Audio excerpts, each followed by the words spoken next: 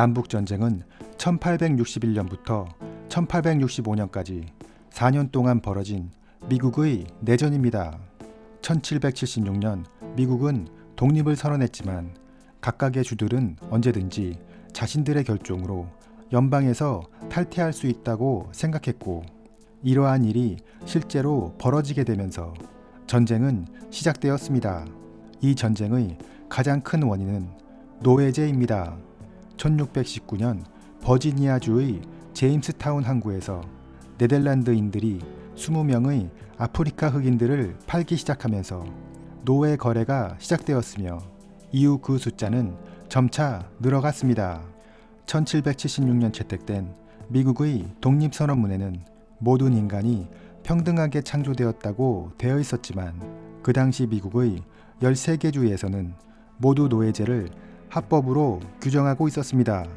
하지만 이러한 노예 제도가 비인간적이라는 이유로 폐지되어야 한다는 주장이 계속 제기되었고, 1808년에는 미 의회에서 국제적인 노예 무역을 폐지한다는데 동의하기도 합니다. 하지만 미국 내에서의 노예 거래는 여전히 활성화되고 있었는데, 여기에 조면기가 발명되면서 노예는 더욱 필요한 존재가 되었습니다. 조면기는 목화솜에서 씨앗을 분리하는 기계로, 이전에는 노예 한 사람이 10시간 동안 노동하여 450g의 목화를 생산할 수 있었던 반면, 이 기계를 이용하면 무려 450kg을 생산할 수 있었습니다. 목화의 생산량이 증가하면서 수요도 같이 늘어나 미국 남부의 목화 농장에서는 더 많은 노예가 필요하게 되었습니다. 남북전쟁이 발발할 무렵 미국에는 400만 명의 노예가 있었는데, 그 중에 300만 명 이상이 남부에 있었기 때문에 남부 경제에서 노예는 필수적인 존재였습니다. 반면 미국의 북부는 철도를 기반으로 한 공업이 발달하게 되었는데, 여기에 유럽에서 수많은 이민자들이 몰려들면서 이들의 노동력을 이용한 공업화는 더욱 가속화되었습니다. 이렇게 공업화된 북부에서는 노예제를 폐지해야 한다는 주장이 다수를 차지했고, 따라서 이를 법으로 규정하는 자유주가 늘어갔습니다. 이렇게 미국은 노예제를 유지하는 남부와 노예제를 폐지하는 북부로 갈리게 됩니다. 최초 13개 주였던 미국은 점차 서부로 영토를 확장하여 새로운 주들이 생겨나게 되는데, 문제는 이러한 새로운 주를 자유주로 할 것인지 아니면 노예주로 할 것인지가 중요한 문제였습니다. 미 의회에서는 이를 두고 첨예하게 대립하게 되는데, 이때 남부에서는 연방에서 분리 독립하겠다는 주장이 나오기 시작합니다. 결국 1820년 미주리 협정으로 논쟁은 잠시 봉합됩니다. 미주리 협정은 새로운 주로 편입되는 미주리주는 노예주로 하되, 앞으로는 북이 36도 30분을 기준으로 2선 위는 자유주, 2선 아래는 노예주로 한다는 것입니다. 하지만 1854년 새로운 캔사스 네브라스카법이 제정되면서 미주리 협정은 폐기됩니다. 이 법은 새롭게 편입되는 캔사스와 네브라스카는 주민들이 투표를 통해 자유주와 노예주 여부를 결정한다는 것이었습니다. 이에 인근의 미주리 주민들이 캔사스로 이동해 투표권을 행사하려 하였으며, 곧 지역 주민들과의 충돌이 벌어지는데, 이러한 충돌은 더욱 격화되어 결국엔 총격전이 벌어지는 유혈 사태로까지 번지게 됩니다. 이것이 피의 캔사스입니다. 1860년 미국 제16대 대통령 선거에서 노예제를 반대하는 링컨이 당선되면서 양측의 갈등은 더욱 고조됩니다.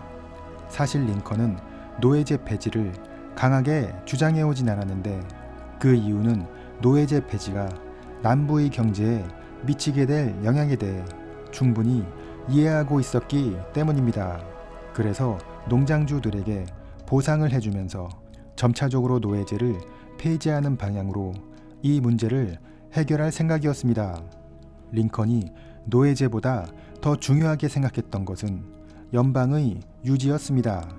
그는 연방이 분열되는 것은 절대 용납할 수 없는 일이라 생각했고, 그러기 위해선 연방정부가 노예제로든 자유주의로든 하나로 통일되어야 하며, 연방을 분열하려는 세력이 있다면 무력을 사용해서라도 저지하겠다고 주장했습니다.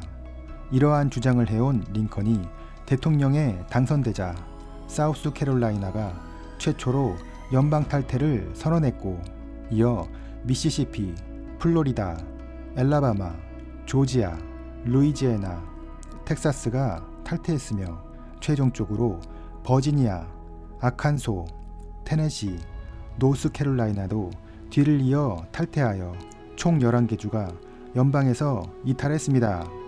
사실 남부 백인들의 대부분은 노예를 소유하고 있지 않은 자영 농민이었습니다.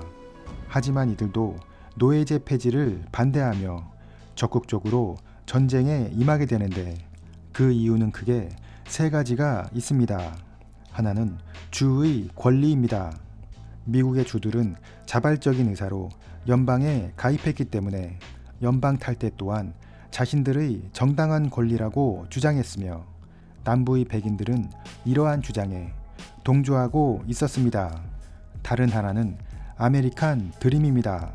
당시 남부 백인들에게 대규모 농장을 운영하는 대부호는 선망의 대상이었으며, 자신들도 열심히 일해 농장과 노예를 사고 그렇게 부자가 되면 유럽의 귀족들과 같은 호화로운 생활을 하는 것이 꿈이었는데, 노예제 폐지는 곧 자신들이 부자가 될 수 있는 길이 상실된다는 것을 의미했습니다.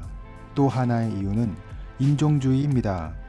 남부 백인들은 비록 자신들이 가난했지만 흑인들보다는 우월한 존재라고 인식하고 있었는데, 노예제가 폐지되면 흑인이나 백인이나 같은 존재가 된다는 것이기 때문에 그들은 감정적으로도 노예제 폐지를 인정할 수 없었습니다. 남부연합은 제퍼슨 데이비스를 대통령으로 선출하고 새로운 헌법을 제정했으며, 기존 연방군의 요새와 병기고들을 접수하기 시작합니다. 당시 앤더슨 소령이 지휘하는 섬터 요새에는 68명의 연방군이 집결해 있었는데, 이들은 6,000명의 사우스캐롤라이나 민병대에 포위된 상태였기 때문에 필요한 보급도 받을 수 없었습니다. 남부연합은 항복을 권유했지만 앤더스 소령은 끝까지 항복을 거부합니다. 1861년 4월 12일 공내 시 30분 섬터 요새에 대한 포격이 실시됩니다. 이렇게 남북전쟁이 시작된 것입니다. 섬터 요새에는 3,300발의 포탄이 떨어졌지만 견고한 구조 덕분에 사망자는 없었습니다. 하지만 이틀 후 식량과 탄약이 떨어지면서 연방군은 결국 항복하게 되는데, 남부연합군은 이들의 안전한 철수를 보장했으며 성조기도 함께 가져가도록 허용했습니다. 섬터 요새가 함락되자 링컨은 병력을 모집하기 시작합니다. 당시 연방의 정규군은 1만 7천 명밖에 되지 않았기 때문에 링컨은 주지사들에게 7만 5천 명을 모집해서 보내줄 것을 요청했고, 이들의 복무 기간은 90일로 했습니다. 복무 기간을 90일로 한 이유는 그 안에 전쟁이 끝날 것으로 확신했기 때문입니다. 이에 남부연합도 본격적인 전쟁 준비에 들어갑니다. 남부에 동조하고 있던 공무원과 군인들의 상당수가 남부군으로 편입되었고, 링컨 대통령으로부터 북부군의 지휘를 요청받았던 리 장군은 이를 거절하고 남부의 장군이 되었습니다. 이렇게 시작된 남북전쟁으로 미국은 엄청난 희생자를 내게 됩니다.